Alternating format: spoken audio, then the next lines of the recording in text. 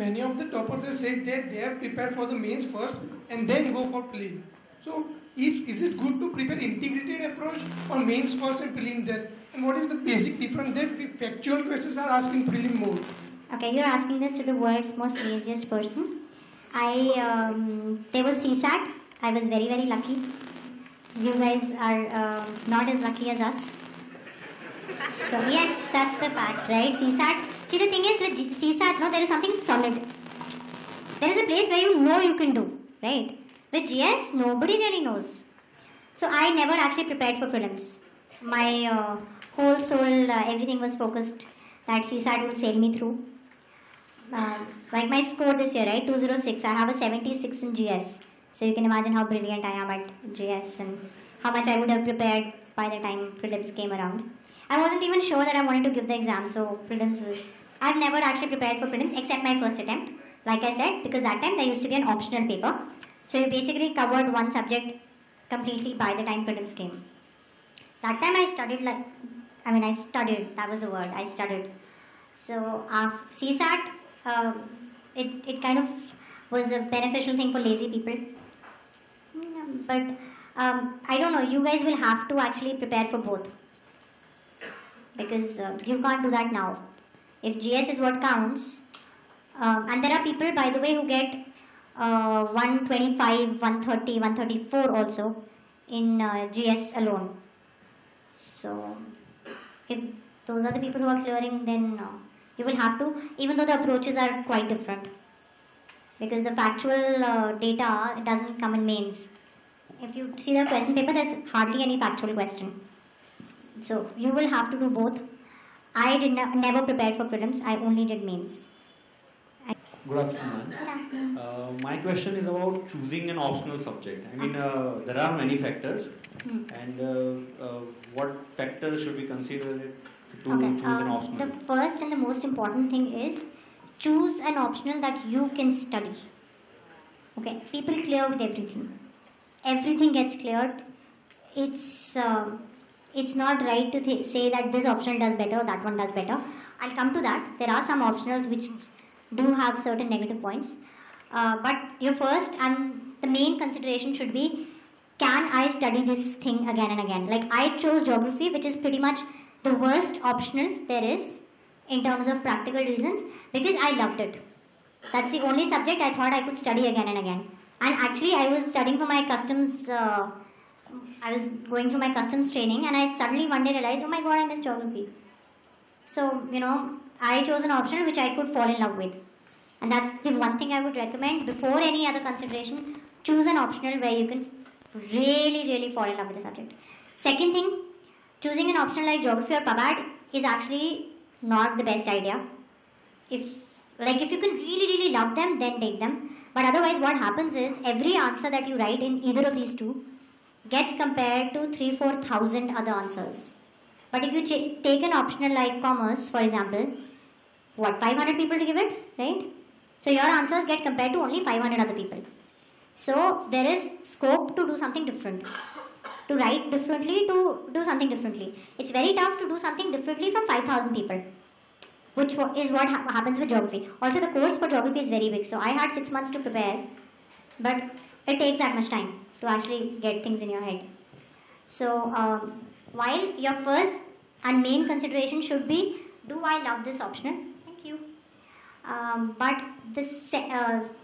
if you have a couple of optionals that you feel equally strongly about, then go for something which is not as popular. Though there is a problem, for example, I did not take management despite having an MBA, was because every year just 10 people take it. So there is no material, there are no 10-year question papers, there is no guidance, there was absolutely nothing about management. And back then internet wasn't that resourceful, so management, you didn't have any help for it. So there are some optionals where there is no help at all, but largely take an optional A that you can fall in love with, B that not the whole planet is taking. Because see, geography and public administration are optionals that people take because they couldn't think of anything else. Right? And I don't know, I'm not somebody who works that hard. So for me, there will always be people who studied more. So it was very important for me to really love this optional. So, for lazy people, take the option that you can love.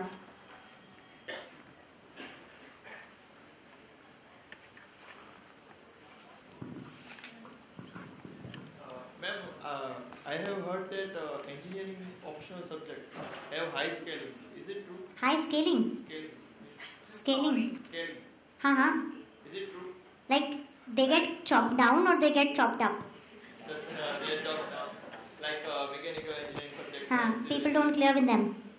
Means I want to say that They have a better ratio than the arts options. If you go just by ratio. And second question is for paper. Do they, you would know better, no? They have a decent ratio, right? Engineering optionals? Yeah, madam. Engineering optionals, they have a decent ratio, right? Yes, ma'am. In nowadays 1 से 100 में बहुत सारे मिल जाएंगे. हाँ, बहुत अच्छा ratio है उनका. Third rank is physics. Nidhi Gupta is with physics. Renu Raj took Malayalam literature, but other than that, Aman Mittal ranked 20, I think, electrical engineering or something. Most of the people are 100 में तो बहुत है. Madam, for GS paper 1, 2, 3 mains, what examiners are expecting that we should write? Whether should our answers should be more factual based or The questions are not factual anymore. our opinion? They're opinion based. Now, see, in 14 the questions were all opinion based. And I don't remember facts. I don't even remember the literacy rate of India correctly. It's 74, but what is the precise thing? So I don't remember any facts. So I write opinion based. I don't know if they want facts. Can you please discuss your strategy for geography optional subject? I don't think that's relevant to most of the people here, no? So you talk to me later.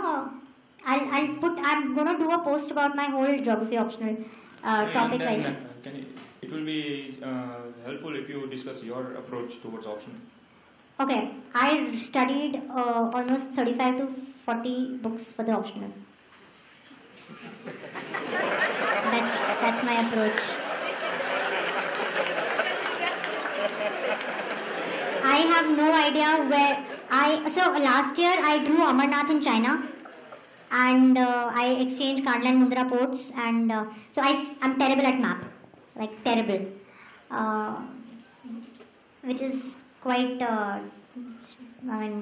It's not the logical thing to do if you're giving geography optional to not be great at map. But they've been asking very vague places, and you can't even find them on Google most of the time. Most of the places it's very tough to find them on Google. I've attempted so many times, but nothing happens. And for my optional, my basics are very, very strong. I can actually teach you geography just like this.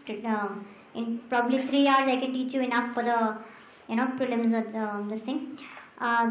For my optional, I have really struggled and studied. I've done loads of material, loads of books. Every single topic, I've done it almost 10, 12 times by now. So I don't know what strategy you want particularly. I mean, you wanted me to tell you that it's okay to do it once and do 5 books. There are people who clear by that, I think, but I'm not. I've done a lot. For my optional, I really did. Yeah. My question is regarding geography optional. In mains paper, is it necessary to draw diagrams in each and every question? The questions aren't such that you can draw a diagram in every one.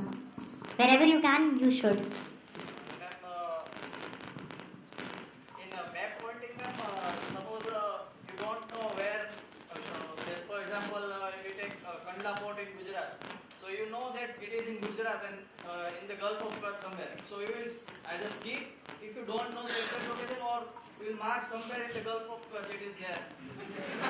I don't even mark it in Gulf of Kutch, I mark it somewhere. Somewhere in India. Last year I went abroad, directly to China. My locations got exported. And so the thing is, I think we should stick with the same strategy. Let's not lie to the examiner. But I don't know, it's very tempting to do that. So actually in map, no, the marks are divided. Marks are divided basis the location versus information about the location. Okay. it is clearly written in the question that 2 marks for, I don't know, it used to be written, I don't remember if it was written this year, that, 1 mark or 2 mark for the location and 1 or 2 marks for the information about the location. Because they clearly say no, show the location and tell something, write about it in 50 words. So the marks are divided. So I don't know if they'll give you the location wala marks, but they might give you marks for the write-up if you've done a decent job there. If you are not marked, then also you will write this description of... I write everything, but you can't go by my logic in the map. Okay, but no, write something. If you know something, write it. But again, I think lying too much would be detrimental. See, I've got one thing in my results. Whenever I tried to lie too much, I did not get a good score. Because आपकी preparation जो होती है ना, वो preparation पता चल जाती है. पता चल जाती है the way you're answering. अगर आपको आता है ना, आप concrete चीजें लिखोगे, otherwise आप vague चीजें लिखोगे. Writing things like it falls in the region of heavy rain or this thing shows कि आपको actually तो नहीं आता है. Right? And so, if you can discuss this soil and the agriculture particular to that region, you might be that तुम्हें आता है कुछ, but otherwise it shows कि you don't really know. But yeah, do write map में, because the marks are clearly divided, so maybe you might get a couple of brownie points. So yeah, you had a question, right?